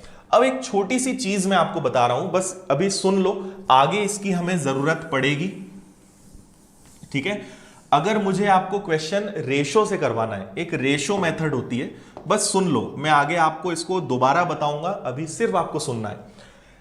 स्टैंडर्ड रेशो होते हैं, इसको हम बोलेंगे स्टैंडर्ड रेशो। इससे भी क्वेश्चन सॉल्व होते हैं। स्टैंडर्ड रेशो 2 साल का मतलब 2 इयर्स का अलग होता है, और 3 इयर्स का अलग होता है, ठीक है। 2 साल का रेशो होता है 2:1, 3 साल का रेशो होता है 3:3:1, ठीक है। और 4th ईयर का 4 साल का रेशो होता है 4:6:4:6:4 और 1, ठीक है। मैं आपको दूसरे और तीसरे साल का बता रहा हूं, चौथे साल का आप खुद निकालना। देखो अभी केवल दूसरे साल पे फोकस करना कि ये रेशो आया कहां से। मैं फिर बोल रहा हूं कि अभी जस्ट मैं आपको हिंट दे रहा हूं, क्योंकि अगर मैं इसमें डिटेल में गया तो आप कंफ्यूज हो जाओगे। तो इसलिए अभी बस सुन लेना, समझ में आए तो ठीक, नहीं आए तो भी ठीक, मैं आगे इसको फिर से बताऊंगा, है ना। पर अभी थोड़ा सा पता होना जरूरी है। अब मैंने इससे 2:1 क्यों लिखा, है ना। अब आप केवल इतने पे फोकस करना, बस पहले और दूसरे साल पे फोकस करना आप। यहां पे हम क्या करते हैं बेसिकली कि 1000 कितनी बार आया, 2 बार, है ना, और 100 कितनी बार आया, 1 बार। तो 2 बार ये आया है, 1 बार ये आया है, इसलिए इसको रेशो को हमने क्या नाम दिया, 2:1। तीसरे साल को मैंने 3:1 क्यों लिखा, सुनना। अब पूरे 3 साल पे फोकस करना। आप देखो 1000 कितनी बार है, 3 बार, 100 कितनी बार है, 3 बार, और 10 कितनी बार है, 1 बार। तो ये रेशो कितना आ गया, 3:3:1, ठीक है। बस इतना सुनो, आगे मैं और डीप में बताऊंगा, अभी इतना याद रखो। चौथे साल का जो मैंने बताया था, अब आप खुद इसको निकाल के क्लास के बाद करके देखना कि 4:6:4:1 क्यों आया, ठीक है। चल आगे बढ़ते हैं, एक और चीज आप समझते हैं। अब इसी चीज को हम परसेंटेज में बनाएंगे, ठीक है। अब मैं क्या पढ़ा रहा हूं आपको, परसेंट चार्ट। देखो आज हम शायद क्वेश्चंस तक पहुंच पाए, मुझे उम्मीद कम है कि आज हम क्वेश्चन शुरू कर पाएंगे, क्योंकि कंपाउंड इंटरेस्ट की पहली क्लास में मुझे 1 या 2 घंटे लग जाते हैं बेसिक बताने में, ठीक है। तो हो सकता है आज क्वेश्चन सॉल्व ना हो, बस आज सारी चीजें समझ लो, ठीक है। कल मैं एक बार रिवाइज भी करवाऊंगा, फिर टाइप वाइज हम चलेंगे, टाइप नंबर 1, टाइप नंबर 2, तो आपको बहुत अच्छे से समझ में आएगा, ठीक है। जिन लोगों ने पहली बार आज क्लास ली है, पहली बार पढ़ रहे हैं, तो उनको लगेगा यार ये क्या हो रहा है, एक के बाद एक चीजें आती जा रही हैं। तो सब्र रखना, थोड़ा सा पेशेंस रखना, अच्छे से समझ में आएगा, ठीक है। अब परसेंटेज चार्ट हम बनाते हैं, और एक चार्ट मैंने आपसे टेलीग्राम ग्रुप पे शेयर किया है, आप उसे डाउनलोड कर लेना। अब जब मैं पढ़ाऊंगा तो आपको समझ में आएगा कि वो चार्ट क्या है। ठीक है। और ये 4 आखिरी चीजें, इसके बाद अपना ट्रिक वाला काम शुरू होगा। फिर मैं आपको ट्रिक सिखाऊंगा कि इतना सब मेहनत नहीं करना है ना। इनका सबका शॉर्टकट तरीका बना हुआ है, पर मेरी आदत है पहले बेसिक पता हो, आपको पता हो कि चीजें फॉर्मूला या कोई भी ट्रिक कैसे बनी, तो ये बेसिक से फिर मैं आपको ट्रिक निकालना सिखाऊंगा। चलो देखो, अब हम यहां पे क्या करेंगे, कंपैरिजन करेंगे। एक तरफ मैं लिख देता हूं ईयर्स, ठीक है, एक तरफ लिख देता हूं सिंपल इंटरेस्ट, एक तरफ लिख देता हूं मैं कंपाउंड इंटरेस्ट, इसको जगह ज्यादा चाहिए, और एक तरफ हम लिखते जाएंगे इनमें आने वाला अंतर। ठीक है, इसको समझना। देखो, हम यहां पे 1 साल, 2 साल और 3 साल का पहले समझते हैं, फिर इसके बाद आगे जाएंगे। हम पहले एक एग्जांपल ले लेते हैं वापस से, रेट ऑफ इंटरेस्ट। देखो 10% इसलिए लेते हैं क्योंकि समझाने में आसान होता है। मैं आपको सब सिखाऊंगा, 5%, 7%, 8%, 14 से 2/7, 11 से 1/9, 9 से 1/11, पर समझने के लिए ये आसान है। ठीक है, अगर ब्याज की दर 10% हो, ठीक है, अगर ब्याज की दर 10% हो तो कैलकुलेशन किस तरीके से चलता है साधारण ब्याज में और चक्रवृद्धि ब्याज में, वो मैं आपको सिखा रहा हूं, सुनना ध्यान से। देखो, पहले साल का साधारण ब्याज कितना होगा, 10%, और पहले साल का चक्रवृद्धि ब्याज, कंपाउंड इंटरेस्ट भी कितना होगा, 10। पहले साल इनमें कभी डिफरेंस नहीं आता। पहले साल साधारण ब्याज और चक्रवृद्धि ब्याज दोनों कैसे होते हैं, सेम होते हैं। अंतर कहां से आना शुरू होता है, दूसरे साल से।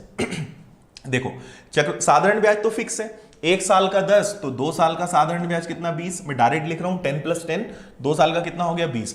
चक्रवृद्धि ब्याज क्या बोलेगा, अच्छा ये 20 है तो 20 तो मैं लूंगा ही, लेकिन चक्रवृद्धि ब्याज ये कहेगा कि मुझे पिछले साल के ब्याज पर भी ब्याज चाहिए। ठीक है, तो पिछले साल ब्याज कितना था, 10, और 10 का 10% कितना होता है, 1, तो टोटल 2 साल का चक्रवृद्धि ब्याज कितना होगा, 21%। ये बात समझ में आई या नहीं आई? 1 साल का 10, ये भी 10, 2 साल का 20, तो ये भी 20 तो होगा, पर ये चक्रवृद्धि ब्याज में क्या एक्स्ट्रा होता है कि पिछले साल के ब्याज पर ब्याज, तो 10 का 10% मैंने डायरेक्ट लिख दिया है 1, तो टोटल हो गया कितना, 21%। ठीक है, तो आप देखेंगे दोनों में अंतर कितने का आ गया है, 1% का। अच्छा, तीसरे साल क्या होगा, तीसरे साल ये रहेगा 30, और ये 30 रहेगा, तो ये भी 30 तो रहेगा। ठीक है, अब ये क्या बोलेगा कि मुझे दोनों ब्याज पर फिर से ब्याज दो, तो 10 का 10% कितना होता है, 1, और 21 का 10% कितना होता है, 2.1, तो टोटल 30, 2.1 और 1, इनको टोटल करोगे तो आएगा 33.1। इतना समझ में आया? और अगर ध्यान से देखोगे तो दोनों में डिफरेंस कितने का आ गया, 3.1% का। बोलो जल्दी से, समझ में आया? 30 तो लगेगा, ये तो फिक्स है, इधर ये भी फिक्स है ना, लेकिन ये जो ब्याज है किस पे लग रहे हैं, पिछले साल के ब्याज पे लग रहे हैं। अच्छा, चौथे साल पे चलते हैं, है ना, अगर ये समझ में आ गया तो चौथे साल को और देख लो। ठीक है, चौथे साल में क्या होगा भाई, साधारण ब्याज तो फिक्स है, 1 साल का 10, 2 साल का 20, 3 साल का 30, 4 साल का 40, ये 40, तो ये भी 40 तो लगेगा। अब क्या होगा, ये बोलेगा इस पर भी ब्याज दो, इस पर भी ब्याज दो, इस पर भी ब्याज दो, तो 10 का 10% कितना होता है, 1, 21 का 10% कितना होता है, 2.1, ठीक है, और 33.1, मैं डायरेक्ट लिख रहा हूं, 10% निकालना मतलब बस 0.1 लगाना होता है, यहां है तो एक खिसकाना पड़ेगा बस, 3.31, तो टोटल अगर आप इनका करने जाओगे तो ये आएगा 46.41%। ठीक है, और अगर दोनों में डिफरेंस देखोगे तो दोनों में डिफरेंस आएगा 6.41% का। ठीक है, एक बार जल्दी से कमेंट करके मुझे बताओ कि आपको यह समझ में आया या नहीं आया। ठीक है, थोड़ा सा कॉम्प्लिकेटेड है पहली बार पढ़ने वालों के लिए, बाकी दिक्कत नहीं होगी। 3.31 समझ में नहीं आया?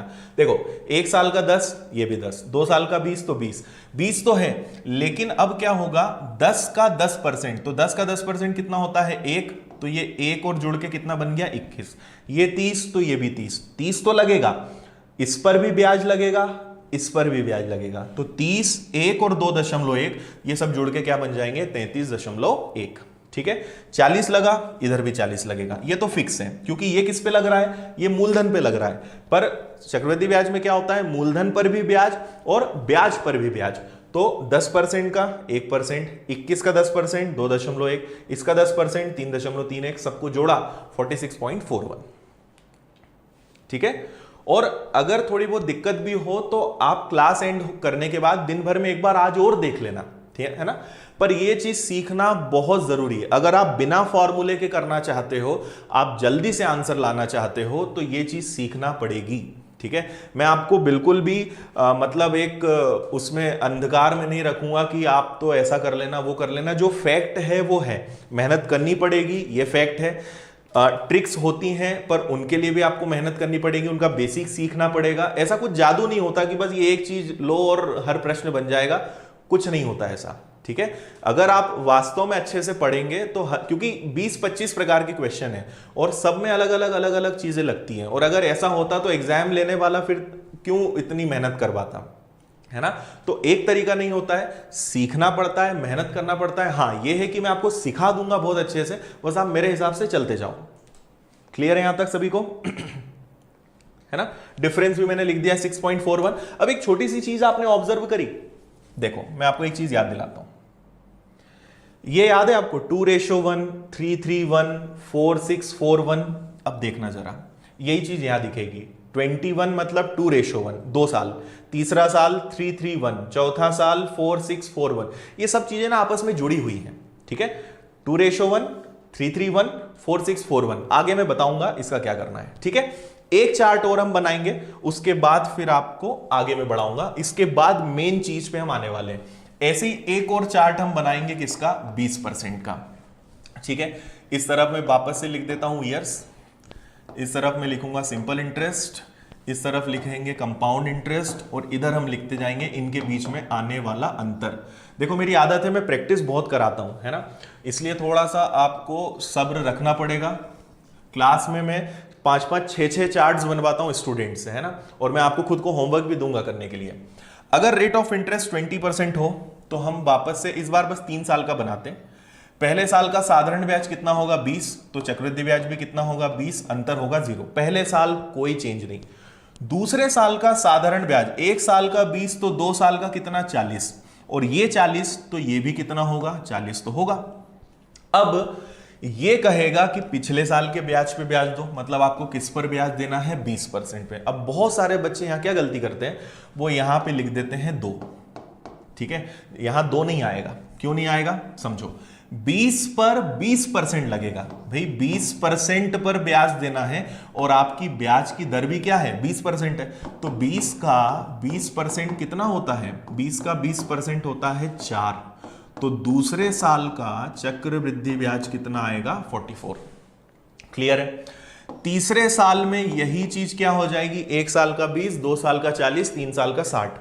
ये 60 तो ये भी कितना होगा? 60 होगा। ठीक है।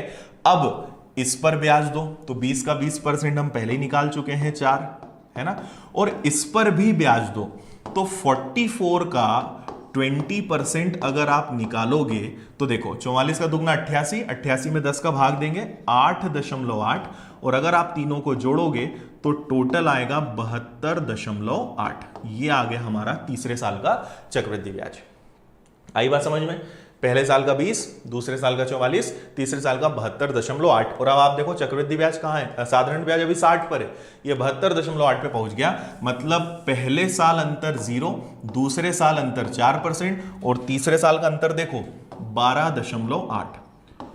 और यही चार्ट सब बने हुए हैं, जिसकी पीडीएफ मैंने आपको टेलीग्राम ग्रुप पे दी है। आप टेलीग्राम पे जाके simple winners institute Indore search करना, आपको ग्रुप मिलेगा, उसको आप ज्वाइन कर लेना, वहां पे आप ये पीडीएफ डाउनलोड कर लेना। चैप्टर जब एंड हो जाएगा तो मैं आपको सिंपल कंपाउंड इंटरेस्ट की पूरी पीडीएफ भी वहीं शेयर करूंगा। ठीक है। हाँ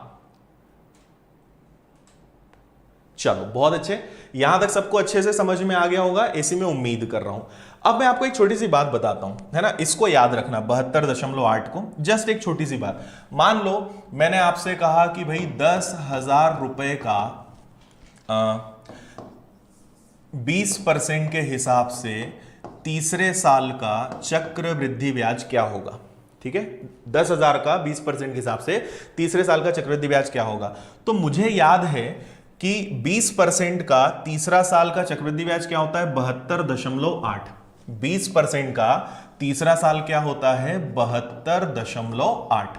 तो मुझे कुछ नहीं करना है, 20,000 रुपए का, सॉरी 10,000 लिया हमने, 10,000 रुपए का 72.8% निकाल देंगे और आंसर आ जाएगा। ठीक है, तो अगर ये दशमलव हम हटाएं, ये दशमलव हटेगा तो नीचे एक जीरो लगेगा, इससे ये कैंसिल हो जाएंगी, 3 जीरो है ना, और 728 का 10 गुना 7,280, ये हमारा आंसर आ जाएगा। अब आप बोलोगे सर ये तो याद होना चाहिए, ये कैसे पता चलेगा?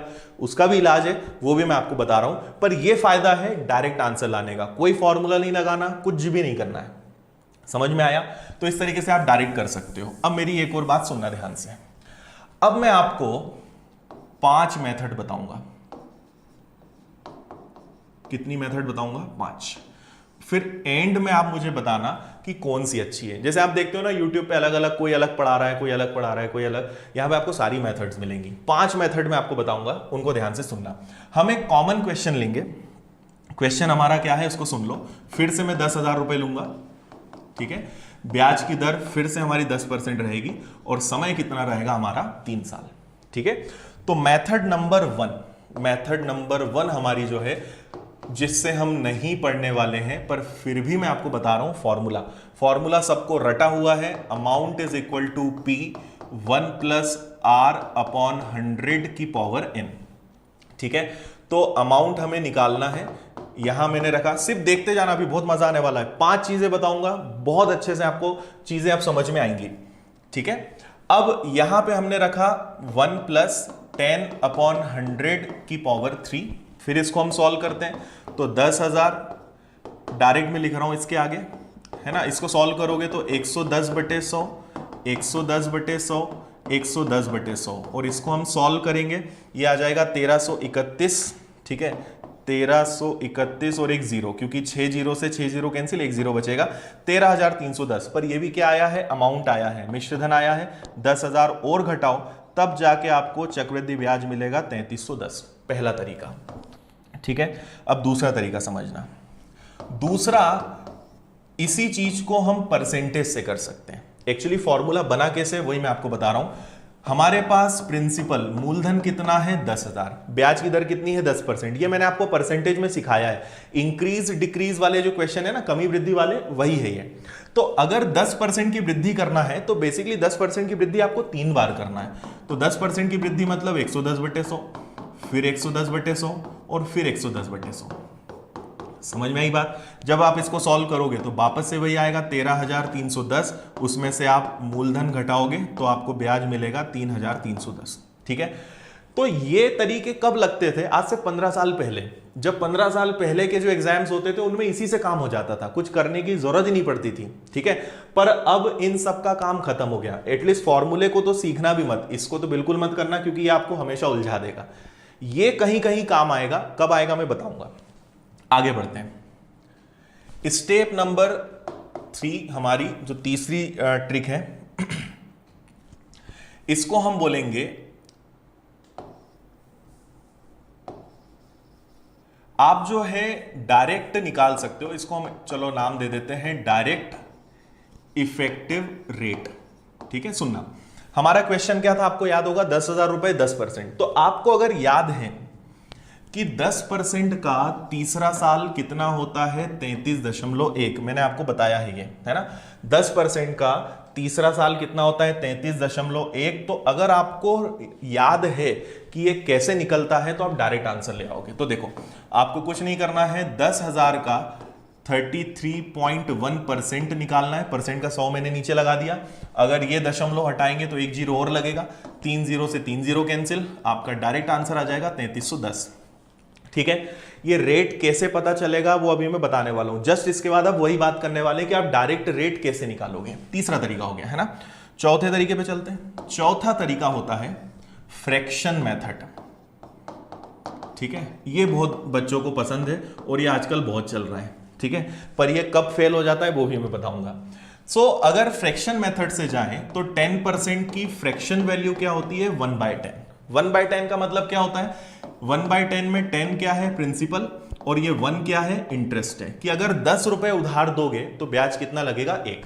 हम बेसिकली यहां पे प्रिंसिपल मतलब मूलधन और अमाउंट मिश्रधन का अनुपात बनाते हैं। ठीक है, मूलधन और मिश्रधन का अनुपात बनाते हैं।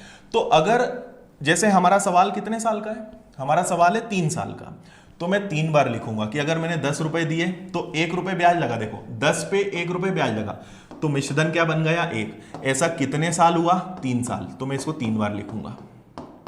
ठीक है, अब इनका गुणा करेंगे तो इनका गुणा करने पे कितना आएगा 1000, इनका गुणा करने पे कितना आएगा 1331। ठीक है, तो ये हमारा मूलधन और मिश्रधन का अनुपात आ गया कि मूलधन अगर 1000 है तो मिश्रधन कितना होगा 1331। पर लेकिन हमारा मूलधन तो वास्तव में 10,000 है, तो अगर मैं इसको 10 से गुणा कर दूं तो ये बन जाएगा 10,000, तो इसको भी 10 से गुणा करना पड़ेगा, ये बनेगा 13,310। और अगर इन दोनों का अंतर लेंगे तो हमें वापस से मिल जाएगा 3,310 रुपए। ये आ गया हमारा ब्याज।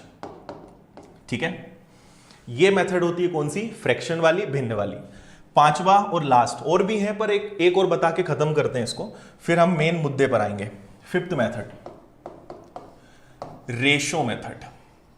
ठीक है, अब जैसे 3 साल का सवाल है तो 3 साल का मैंने आपको रेशो बताया था, स्टैंडर्ड रेशो बताया था 3:3:1। याद है, फिर से मैं याद दिलाता हूं।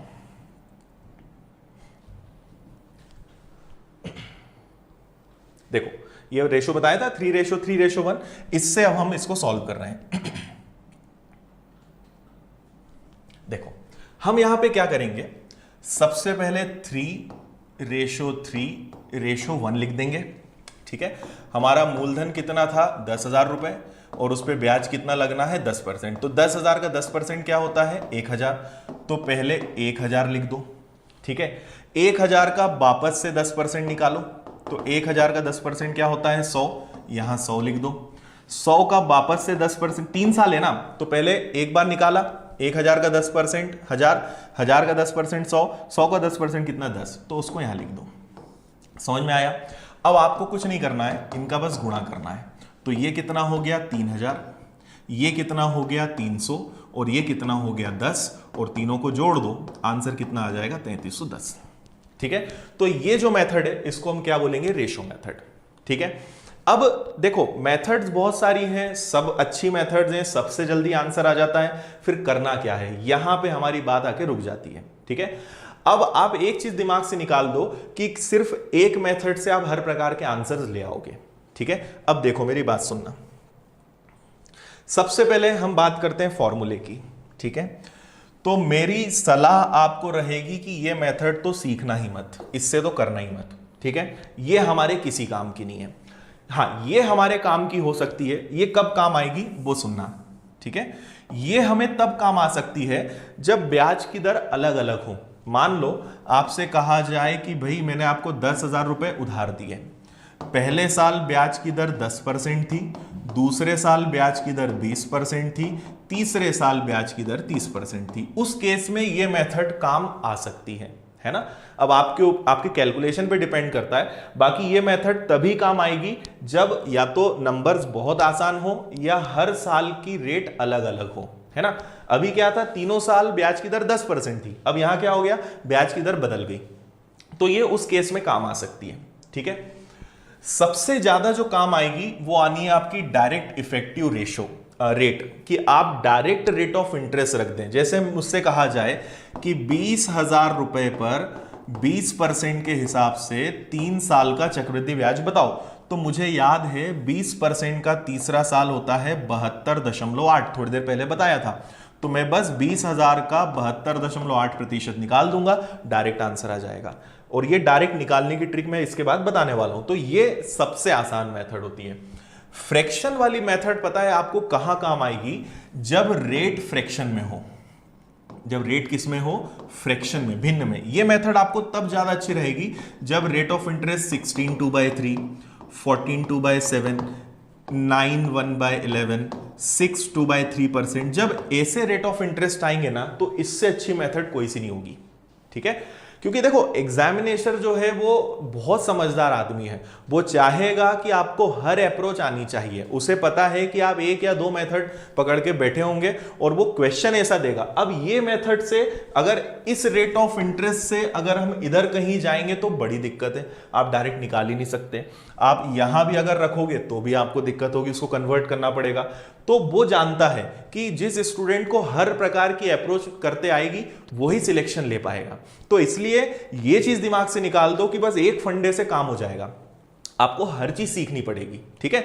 और ये बहुत आसान है, पहली बार पढ़ोगे तो आपको लगेगा कि इतनी सारी चीजें हम याद कैसे रखेंगे, पर जब हम इसको रिवाइज करते जाते हैं ना तो आपको याद अपने आप होता है। मैथ्स का नियम है, कभी भी कोई चीज रटना मत, ठीक है। जितना जैसे हम लोगों ने कोई चीज रटी हुई नहीं है, बस पढ़ा पढ़ा कर इतना कर दिया है कि वो याद ही हो गई है, और वही चीज आपको करनी है। रटोगे कभी समय पे वो चीज याद नहीं आएगी।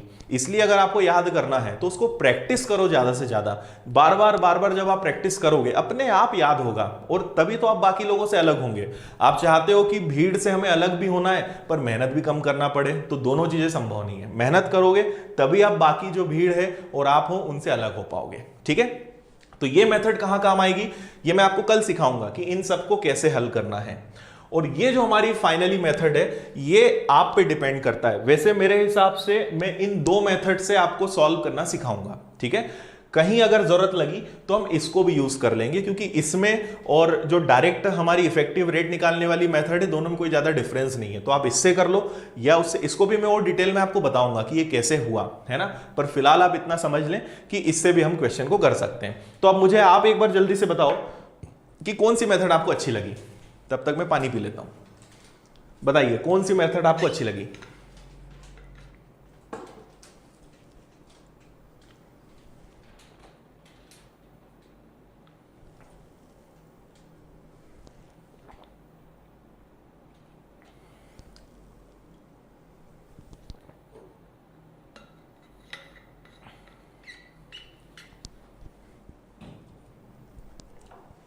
बताइए जल्दी से।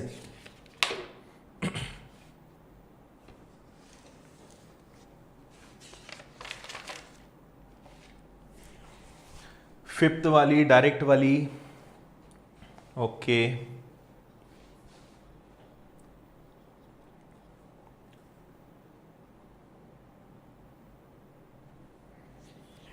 फर्स्ट को छोड़कर सारी, देखो बिल्कुल सही। एक छोटी सी बात फिर मैं आपको बोल दूं, मैं आपको बिल्कुल भी कंफ्यूज नहीं करना चाहता हूं, है ना, क्योंकि आप सोचोगे अरे सर इतनी सारी मेथड बता रहे हो, आप तो कंफ्यूज कर रहे हो। हम कंफ्यूज होने के लिए थोड़ी यहां पे पढ़ने आए। सो कंफ्यूज मैं आपको नहीं कर रहा हूं, पर अगर आपको, क्योंकि देखो आजकल बहुत पैटर्न के क्वेश्चंस बन रहे हैं, ठीक है। अब आपको अगर जल्दी सॉल्व करना सीखना है तो आपको ये पता होना चाहिए कि क्या क्या मार्केट में चल रहा है, मतलब कौन कौन सी मेथड्स हैं, क्या क्या अप्रोच हम लगा सकते हैं। मेरा उद्देश्य है आपको तरीके बताना कि आप ऐसे भी कर सकते हो, ऐसे भी कर सकते हो, क्योंकि हर स्टूडेंट के दिमाग में, सबके दिमाग अलग अलग होते हैं। किसी को रेशो अच्छा लगता है, किसी को फ्रैक्शन अच्छा लगता है, किसी को डायरेक्ट करना अच्छा लगता है। तो सबकी अपनी एक मेंटल एबिलिटी होती है। पर मेरा उद्देश्य यह है कि मैं आपके सामने सारी चीजें रख दूं, जो पसंद आए आप उसके साथ आगे बढ़ो, मैं आपको हर चीज आगे बताऊंगा, ठीक है। क्योंकि पता होना चाहिए। कंफ्यूजन, इसको कंफ्यूजन नहीं बोलते कि आपने 6 मेथड बता दी, इससे आपका फायदा है, आपको यह पता चलेगा कि हाँ इतनी सारे तरीके से हम अप्रोच लगा सकते हैं। इसके अलावा भी बहुत सारी मेथड है, पर यह सबसे कॉमन और सबसे इंपॉर्टेंट है। और मेरी सलाह रहेगी कि इनके अलावा बाकी मेथड्स पे मत जाना, बहुत चीजें हैं, फिर जितना डीप में जाओगे उतना कंफ्यूज होंगे। इसलिए ये सबसे इंपॉर्टेंट है, यूनिवर्सल मेथड्स में इनको बोल सकता हूं, जो हर केस में हर जगह लग जाएंगी। बाकी फिर चीजें आपको कंफ्यूज करेगी, ठीक है। चलो अब मैं आपको एक अगली चीज बता देता हूं जिसका आप इंतजार कर रहे होंगे। अब देखो हमने कौन कौन सी मेथड सीखी, एक बार जल्दी से मैं आपको बता दूं। फॉर्मूले से मैं आपको पढ़ाऊंगा नहीं, इसकी जब जहां जरूरत होगी मैं बताऊंगा, इसमें पढ़ाने लायक कुछ भी नहीं है। अब हम बात कर रहे हैं कि ये डायरेक्ट इफेक्टिव रेट क्या है, इसका मतलब क्या है। देखो आप डायरेक्ट इफेक्टिव रेट, मतलब सीधा सीधा हम कहें तो डायरेक्ट रेट कैसे निकाल सकते हैं, ठीक है। तो मैं आपको बता रहा हूं कि अगर कोई भी रेट ऑफ इंटरेस्ट दिया हो तो सेकेंड ईयर का और थर्ड ईयर का आप कंपाउंड इंटरेस्ट कैसे निकाल सकते हो, ठीक है। मान लीजिए मैंने कहा कि 2000 रुपए पर 6% के हिसाब से 2 साल का चक्रवृद्धि ब्याज बताएंगे। बहुत सारे बच्चों को आता होगा। तो आपको कुछ नहीं करना है, दूसरे साल की ट्रिक तो बहुत आसान है। जैसे 1 साल का 6, तो 2 साल का क्या होता है 12, और 6 का वर्ग क्या होता है 36। ये आ गया दूसरे साल का चक्रवृद्धि ब्याज। आपको कुछ नहीं करना है, 2000 रुपए का 12.36% निकालना है। तो आप हल करोगे, जीरो जीरो कट जाएगा, या चलो मैं कर ही देता हूं, सॉरी, ये आपका हो जाएगा 2000 गुणा 1236 और बटे में 100, और दशमलव के बाद 2 जीरो हैं तो 2 अंक और उधर बढ़ जाएंगे। ठीक है, 3 जीरो से आपके 3 जीरो कैंसिल, 1236 का दुगना करोगे तो 2472 और 1 अंक के बाद दशमलव, आंसर आ जाएगा 247.2। ये आंसर आ गया। तो मैं आपको ये सिखा रहा हूं कि डायरेक्ट रेट कैसे पता लगा सकते हो बिना किसी मेहनत के। आ रही बात समझ में? क्या करना है तो देखो, इसको अगर आप फॉर्मूले में लिखना चाहो तो आप इसको ऐसे लिख सकते हो कि 2r plus r square upon 100। अगर फॉर्मूले में लिखना चाहो तो आप ऐसे लिख सकते हो। बेसिकली क्या होता है, जैसे पहला साल है तो वो होता है r, दूसरा साल है तो वो चलेगा r स्क्वायर, तीसरा साल है तो वो चलेगा r का क्यूब, चौथा साल है तो वो चलेगा r4। मैं आपको बता रहा हूं ये कैसे बना। ये आपको, ये कई लोगों को ये रटा होगा पर कई लोगों को पता ही नहीं कि ये बना कैसे, है ना, ना कोई बताता है। तो 2r plus r square by 100, देखो यहां पे हमेशा 1, इसके बाद 100, इसके बाद 10,000। अगर 2 साल का क्वेश्चन है तो आप याद करो 2 साल का रेशो क्या था, 2:1 था, तो यहां 2 लग जाता है और यहां 1, और ये दोनों जुड़ जाते हैं। ये दूसरे साल का बन गया 2r प्लस, और 1 का तो कोई यहां पे वैल्यू ही नहीं रहना है, तो 1 हट जाएगा, तो आपका क्या बचेगा 2r प्लस r स्क्वायर। अगर यही चीज 3 साल में आएगी तो अभी 3 साल पे बात नहीं करते, अभी इसी को समझते हैं। अब देखना जरा यहां पे, ठीक है, इसमें आप इसको ऐसे याद रख लो, इसको मैं हटा रहा हूं, आप तो बस ये याद रखो कि यहां पे हमेशा 2 अंक के बाद दशमलव आएगा। जैसे देखो, मान लो हमारे पास 5% है और मैंने कहा कि भाई बताओ 5% का दूसरा साल, सेकेंड ईयर का चक्रवृद्धि ब्याज क्या होगा। तो आपको क्या करना है, देखो 1 साल का 5, तो 2 साल का कितना हो जाएगा 10, और 5 का वर्ग कितना होता है 25। ये आ गया दूसरे साल का, डायरेक्ट 10.25। 6% मैंने आपको बताया, 4% पे चलते हैं। 1 साल का 4, तो 2 साल का कितना हो जाएगा 8, और 4 का वर्ग कितना होता है 16। 1 साल का 3, तो 2 साल का कितना हो जाएगा 6। अब ध्यान से सुनना, 3 का वर्ग, अब कई बच्चे पता है क्या करते हैं 6.9 कर देते हैं, गलत। मैंने आपसे क्या कहा कि इसमें 100 का भाग देते हैं, मतलब 2 अंक के बाद दशमलव लगेगा, तो ये क्या बनेगा 6.09%। क्लियर है इतना? फिर मैं आपसे पूछूं, ठीक है, फिर मैं आपसे पूछूं कि बताइए 9% का क्या होगा। तो 9% में आप कुछ नहीं करोगे, 1 साल का 9 तो 2 साल का 18, और 9 का वर्ग कितना होता है 81, डायरेक्ट आ जाएगा। फिर मैं आपसे पूछता हूं, अब सीखने लायक बात है, 12% का दूसरा साल क्या होगा। तो अगर 1 साल का 12 है तो 2 साल का क्या होगा 24, और 12 का वर्ग, देखो 12 का वर्ग करेंगे तो 144, और 2 अंक के बाद दशमलव, मतलब 1.44 जुड़ेगा। तो 1.44 अगर इसमें जोड़ेंगे तो ये क्या बनेगा 25.44। समझ में आई बात? डायरेक्ट 24.144 मत लिख देना। और समझो, मैंने कहा 15%, तो 1 साल का 15, तो 2 साल का कितना हो जाएगा 30, और 15 का वर्ग क्या होता है, 15 का वर्ग होता है 225, तो 2 अंक के बाद दशमलव लगेगा ना, तो टोटल कितना हो जाएगा 32.25%। बताइए जल्दी से, समझ में आया?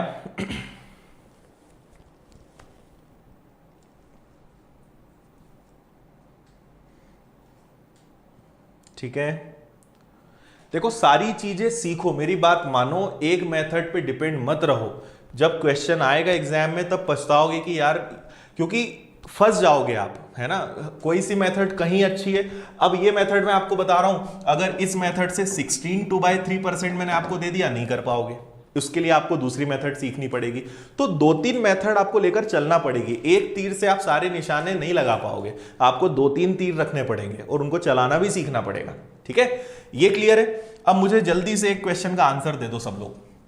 अगर 5,000 रुपए हो, ठीक है, और रेट ऑफ इंटरेस्ट हम ले लेते हैं 7%, तो बताइए मुझे दूसरे साल का चक्रवृद्धि ब्याज क्या होगा। बताइए जल्दी से, रुपीज में आंसर चाहिए।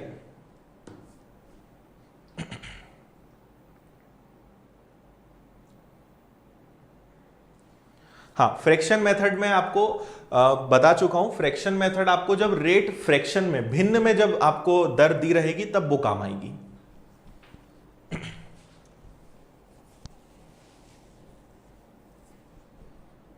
ओके, प्रीति मैं एक बार और आपको समझा दूंगा, इसका आंसर आप दीजिए फिर और बता दूंगा मैं। ये समझ में नहीं आया, ठीक है, बता रहा हूं मैं।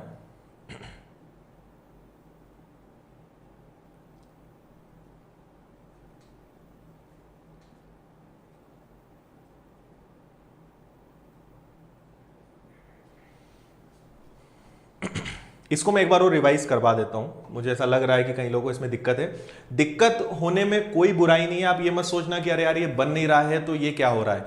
दिक्कत है वो कोई बुरी बात नहीं है ना, आपको समझना है, आप समझने के लिए आए हो, आप पूछो, मैं आपको बार बार समझाऊंगा, ठीक है। अगर पहली बार चीज पढ़ेंगे तो दिक्कत आएगी ना, अगर दिक्कत नहीं आएगी तो फिर वो चीज ही कैसी है, तो वो तो दिक्कत होनी है। देखो 7% का मैं आपको क्या समझाना चाह रहा हूं कि किसी भी ब्याज दर का दूसरे साल का चक्रवृद्धि ब्याज डायरेक्ट कैसे निकाल सकते हो।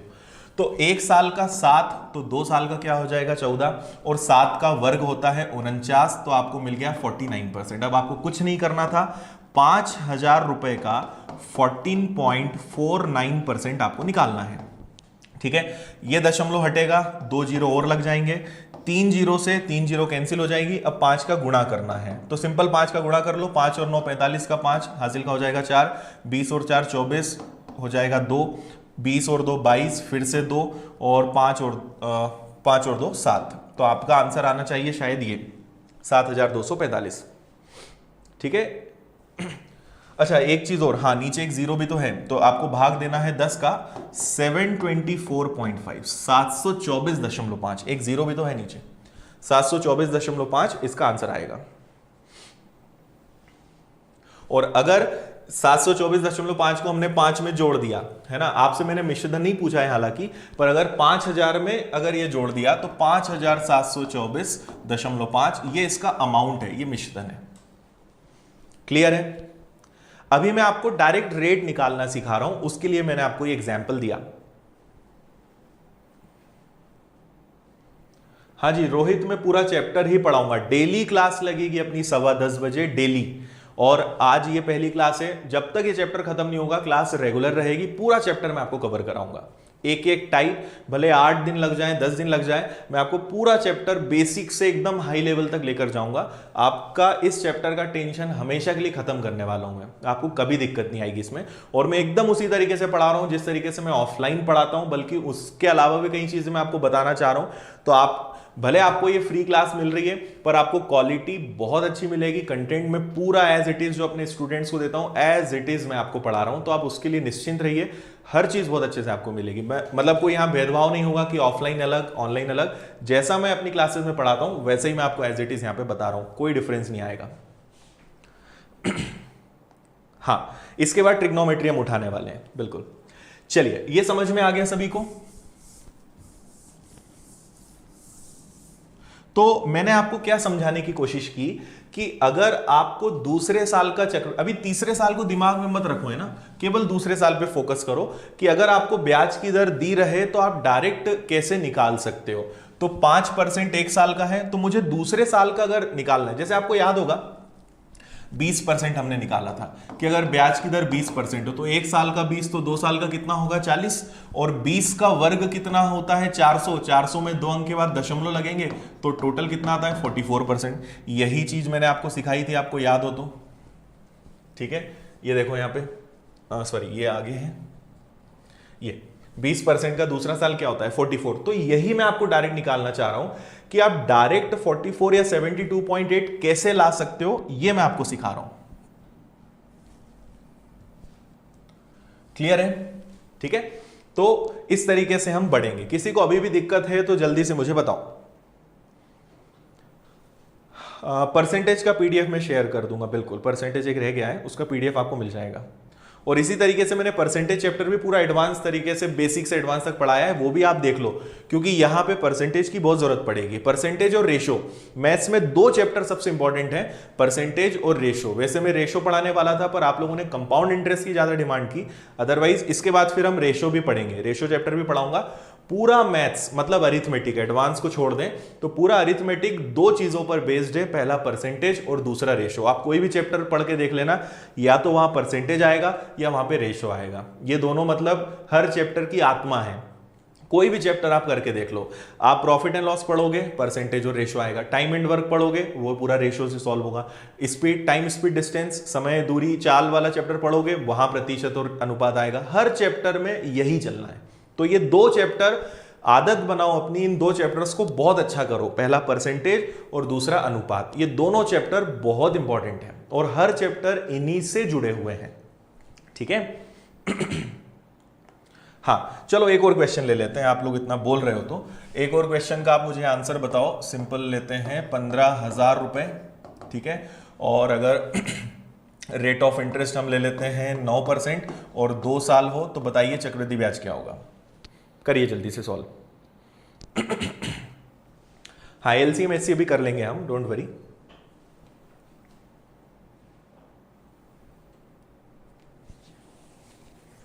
एमपीटीईटी का कोर्स ऑलरेडी चल रहा है हमारा। हाँ क्लासेस रेगुलर होने वाली हैं, बिल्कुल डोंट वरी। अगर मैंने आपको कमिट किया है कि ये चक्रवृद्धि ब्याज में रेगुलर आपको पढ़ाऊंगा तो वो होगा, कुछ भी हो जाए आपको बहुत अच्छे से पढ़ाऊंगा मैं। और एक बार आप पढ़ लेना, 8 से 10 घंटे का चैप्टर है, 8 या 10 दिनों में हम करेंगे, बाकी एक बार पढ़ो हमेशा का टेंशन खत्म। हाँ 3 साल में बता रहा हूं, अभी 2 साल में दिक्कत हो रही है इसलिए 3 साल पे हम आएंगे, 3 साल भी बताऊंगा मैं।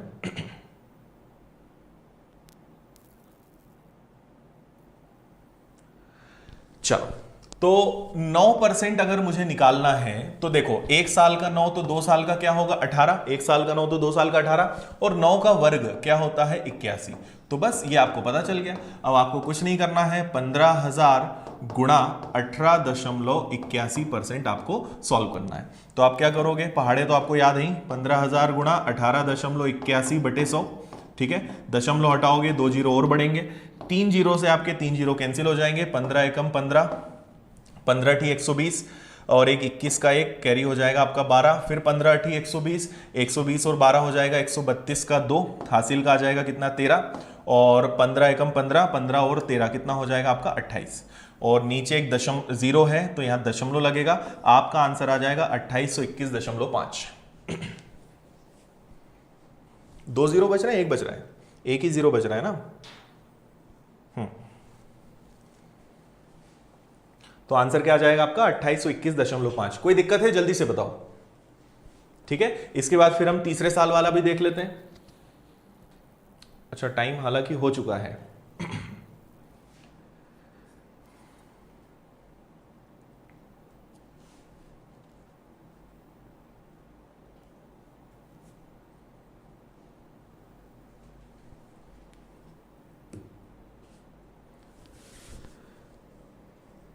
ओके एक बार जल्दी से बताइए, अभी तक सारी चीजें समझ में आ गई हैं अच्छे से? मेरी पूरी कोशिश है कि आपको बेसिक चीजें अच्छे से पढ़ाएं। देखो हमने कहां से शुरू किया था वो एक बार मैं बता देता हूं आपको, ठीक है। सबसे पहले हमने शुरुआत करी थी एसआई और सीआई कैलकुलेट कैसे होते हैं। कई लोग सोच रहे थे सर ये क्या पढ़ा रहे हो, अब आपको समझ में आएगा कि कितना जरूरी है एक एक पॉइंट। फिर उसके बाद ये तो खैर हमने सारे टाइप्स देखे थे कि क्या क्या चीजें कितने टाइप के क्वेश्चंस मैं आपको यहाँ कराने वाला हूं। ये मैंने आपको शुरू में बताया था, लगभग 18 प्रकार के सवाल तो ये लिखे हैं और उनके अंदर बहुत सारे क्वेश्चंस होते हैं। बहुत सारे टाइप के क्वेश्चंस हम करेंगे और सबसे खास बात की लिमिटेड अप्रोच, ऐसा नहीं कि हम हर टाइप के लिए अलग अलग क्वेश्चन करेंगे। मेरी पूरी कोशिश रहेगी कि लिमिटेड हम अप्रोच से सबको सॉल्व करें, पर जहां कुछ जरूरी होगा वहां कुछ अलग चीजें चलेंगी। इसके बाद हमने सीखा था सिंपल ये जो चार्ट बनाना कि ये कैसे हुआ था 1-2 साल का। फिर इसके बाद मैंने आपको बताया था 3 साल का कैलकुलेशन। उसके बाद मैंने आपको ये रेशो बताया था, इसके बारे में आगे और बताऊंगा, फिलहाल आप इतना याद रखना। और ये आपका होमवर्क है, ये आपको प्रैक्टिस करना है कि ये कैसे आया होगा, ठीक है। फिर हमने इसी चीज को 4 साल में बनाया था। इसके बाद हमने परसेंटेज में चार्ट बनाया कि सारा कैलकुलेशन परसेंटेज में कैसे होता है, 10% और 20% का मैंने बनाया था। एक होमवर्क मैं आपको दे रहा हूं, आप एक तो 30% का चार्ट बना के रखना और दूसरा 5% का। कल की क्लास हम जब शुरू करेंगे तो मैं आपको 30% और 5% का चार्ट बनाकर बताऊंगा। तो बस छोटा सा होमवर्क है, आपको 3 साल का, जैसे मैंने 20% का बनाया है, आप 30% और 5% का 3 साल का चार्ट इसी तरीके से बनाकर रखना। जब कल की क्लास शुरू होगी तो मैं आपको बताऊंगा और फिर आप मैच करना कि आपने कितना सही बनाया। ठीक है, ये काम आप याद से करिएगा, भूलना मत। इसके बाद हमने 5 मेथड सीखी, फॉर्मूले वाली, परसेंटेज वाली, ठीक है, फिर डायरेक्ट इफेक्टिव रेट कैसे निकालते हैं, फ्रैक्शन मेथड और रेशो मेथड, जिसमें थोड़ा थोड़ा कंफ्यूजन हो सकता है। जब हम आगे क्वेश्चंस करेंगे, प्रैक्टिस करेंगे तो आपको ये अच्छे से समझ में आएगा, उसकी चिंता मत करो। प्रैक्टिस कराने की जिम्मेदारी मेरी, याद कराने की जिम्मेदारी मेरी, आपको बस एक ही जिम्मेदारी लेना है, रिवीजन की, कि आप बस इन चीजों को रिवाइज करते रहना, सब चीज दिमाग में बैठेगी, कोई दिक्कत नहीं आएगी। इसके बाद हमने क्या देखा था, इसके बाद मैंने आपको ट्रिक बताई है डायरेक्ट, है ना, या तो आप इसका यूज कर लो, मैंने इसमें पुट करना नहीं बताया। जैसे मान लो 5% है तो आप आर है, ये रेट है ना, रख दो उसको, तो यहां रखोगे तो 2 गुणा 5 प्लस आर स्क्वायर, मतलब क्या हो जाएगा 5 का वर्ग और बटे में क्या हो जाएगा 100, तो ये हो जाएगा आपका 10 प्लस 25/100 और 25/100 मतलब 0.25, इसलिए ये क्या बनता है 10.25। तो 2 साल में इसको यूज ना करो तो ज्यादा बेटर है, डायरेक्ट करने की कोशिश करो, बढ़िया रहेगा वो। उसके बाद फिर मैंने आपको कुछ सिंपल से क्वेश्चंस कराए। ठीक है, तो मेरे ख्याल से आज हमें यहीं रुकना चाहिए।